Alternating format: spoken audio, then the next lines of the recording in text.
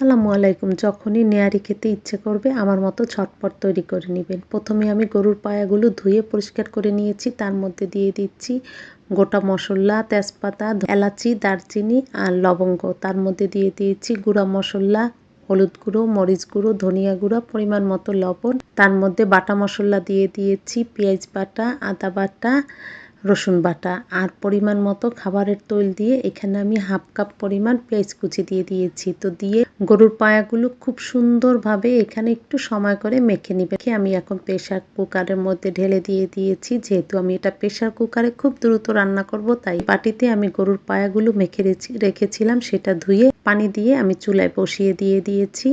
আর অন্য চুলায় আমি পেঁয়াজ কুচি, রসুন কুচি আর শুকনো মরিচ সামান্য একটু তৈল দিয়ে আমি ভেজে নিয়েছি।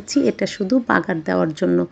তো অফ ক্যামেরায় যখন নেহারিটা হয়ে গিয়েছে তখন কিন্তু আমি একটা হাঁড়িতে ঢেলে নিয়েছি শুধু দেখার সৌন্দর্যের জন্য। তো ভেজে রাখা পেঁয়াজ দিয়ে এখন আমি বাগার দিয়ে দিলাম। আর দেখতেই পাচ্ছেন কালারটা কতটা সুন্দর আসছে। ঝোলটাও কিন্তু একেবারেই ঘন হয়ে গিয়েছে। এখন দিয়ে দিচ্ছি জিরার গুঁড়া। এখানে একটা টিপস বলি, যখনই জিরার গুঁড়া দিবেন তখন দেখবেন ঝোলটা আরো বেশি ঘন হয়ে যায়। এই জন্য জিরার গুঁড়া সব সময় শেষে দিবেন, তাহলে সব রান্নার ঝোল কিন্তু ঘন হবে। আর নিহারি কিন্তু আমার একেবারেই রেডি হয়ে গিয়েছে। এখন কিন্তু পরিবেশনের পালা। তো ইউটিউব থেকে যারা আমার ভিডিওটি দেখছেন তারা চাইলে সাবস্ক্রাইব করতে পারেন, যারা ফেসবুক থেকে দেখছেন চাইলে আমার পেজটা ফলো দিতে পারেন। তো নান রুটি আগে থেকে কিন্তু কিনে নিয়ে এসেছি, যেহেতু বাসায় নিহারি রান্না করেছি এই জন্য। আর দেখতে পাচ্ছেন কতটা লোভনীয় হয়েছে। এটা দেখতে যতটা লোভনীয় মনে হচ্ছে, খেতে কিন্তু তার চাইতে অনেক বেশি লোভনীয় ছিল। আপনারাও কিন্তু চাইলে এইভাবে দ্রুত নিহারি তৈরি করতে পারেন।